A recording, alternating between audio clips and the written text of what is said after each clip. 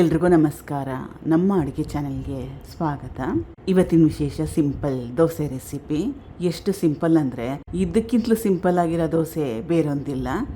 ಕೇವಲ ಒಂದೇ ಪದಾರ್ಥ, ಮೊಸರು, ಅಡುಗೆ ಸೋಡಾ, ಈನೋ ಪೌಡರ್ ಯಾವುದನ್ನೂ ಉಪಯೋಗ ಮಾಡ್ತಾ ಇಲ್ಲ. ಮುಖ್ಯವಾಗಿ 5 ನಿಮಿಷದಲ್ಲಿ ಮಾಡ್ಕೋಬೋದು. ಅಕ್ಕಿ ಬೇಳೆ ಕೂಡ ಉಪಯೋಗ ಮಾಡ್ತಾ ಇಲ್ಲ. ಮೊದಲನೇ ಸ್ಟೆಪ್ಪಲ್ಲಿ ಪಾತ್ರೆ ಒಂದು ತೊಗೊಂಡಿದ್ದೀನಿ. 1 ಗ್ಲಾಸಷ್ಟು ಉಪ್ಪಿಟ್ಟು ರವೆ, ಇದಕ್ಕೆ ಬದಲಾಗಿ ಚಿರೋಟಿ ರವೆ, ಬನ್ಸಿ ರವೆನ ಕೂಡ ಉಪಯೋಗ ಮಾಡ್ಬೋದು. ನಾನು ಉಪಯೋಗ ಮಾಡಿರೋದು ಉಪ್ಪಿಟ್ಟು ರವೆ, ಮೀಡಿಯಮ್ ರವೆ ಅಂತ ಬರುತ್ತಲ್ಲ ಅದು. ರವೆಗೆ ನೀರನ್ನ ಹಾಕಿ ಸುಮಾರು ಒಂದು 5 ನಿಮಿಷ ರೆಸ್ಟ್ ಮಾಡೋಕ್ಕೆ ಬಿಡಬೇಕು. 5 ನಿಮಿಷ ಆದಮೇಲೆ ತುಂಬಾ ಜಾಸ್ತಿ ನೀರು ಹಾಕಿ ನೆನೆ ಹಾಕಿದರೆ ಎಕ್ಸ್ಟ್ರಾ ನೀರನ್ನ ತೆಗೆದುಬಿಡಬೇಕು. ನೆಂದಿರೋ ರವೆನ ಮಿಕ್ಸಿ ಜಾರ್ಗೆ ಸೇರಿಸ್ಕೋಬೇಕು. ರುಚಿಗೆ ತಕ್ಕಷ್ಟು ಉಪ್ಪು. ಅಕ್ಕಿ ದೋಸೆ ಎಲ್ಲ ಮಾಡ್ಕೊಳ್ತೀವಲ್ಲ, ಆ ಕನ್ಸಿಸ್ಟೆನ್ಸಿಗಿಂತಲೂ ಸ್ವಲ್ಪ ತೆಳುವಾಗಿದ್ದರೆ ಒಳ್ಳೆಯದು.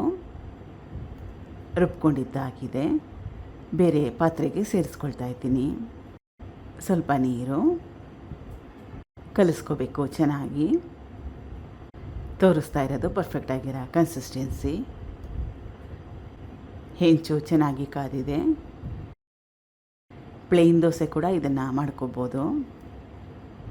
ದೋಸೆನ ಹಾಕೊಂಡ್ಮೇಲೆ ಇದ್ರ ಮೇಲೆ ಕಟ್ ಮಾಡಿಟ್ಕೊಂಡಿರೋ ಕೊತ್ತಂಬರಿ ಸೊಪ್ಪು, ಟೊಮೆಟೊ, ಈರುಳ್ಳಿ, ಹಸಿರು ಮೆಣಸಿನ್ಕಾಯಿ 2 ಕಡೆ ಚೆನ್ನಾಗಿ ಬೇಯಿಸ್ಕೋಬೇಕು. ನೀರು ದೋಸೆ ಥರ ಇದು ಸಾಫ್ಟಾಗಿ ಚೆನ್ನಾಗಿರುತ್ತೆ. ಆಮೇಲೆ ದೋಸೆ ಕೂಡ ಬೇಗ ಆಗೋಗುತ್ತೆ. 1 ನಿಮಿಷದೊಳಗಡೆ ಒಂದು ದೋಸೆನ ಮಾಡ್ಕೋಬೋದು. ನಾನು ಫ್ಲೇಮು ಹೈ ಇಟ್ಕೊಂಡಿದ್ದೆ. ಮತ್ತೊಂದು ಇದಕ್ಕೇನು ಮಾಡಿದ್ದೀನಿ ಅಂದರೆ, ಕಟ್ ಮಾಡಿ ಇಟ್ಕೊಂಡಿದ್ದೆನಲ್ಲ ಈರುಳ್ಳಿ, ಟೊಮೆಟೊ, ಹಸಿರು ಮೆಣಸಿನ್ಕಾಯಿ, ಕೊತ್ತಂಬರಿ, ಅದನ್ನೆಲ್ಲ ಹಿಟ್ಟಿಗೆನೇ ಸೇರಿಸ್ಕೊಂಡ್ಬಿಟ್ಟಿದ್ದೆ.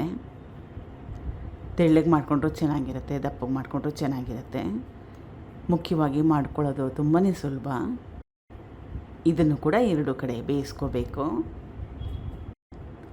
ಇದಾಗಿದೆ. ಇವಾಗ ಮಿಕ್ಕಿರೋದಕ್ಕೆ ಸೇಮ್ ಪ್ರೊಸೆಸ್ನ ಫಾಲೋ ಮಾಡಿ.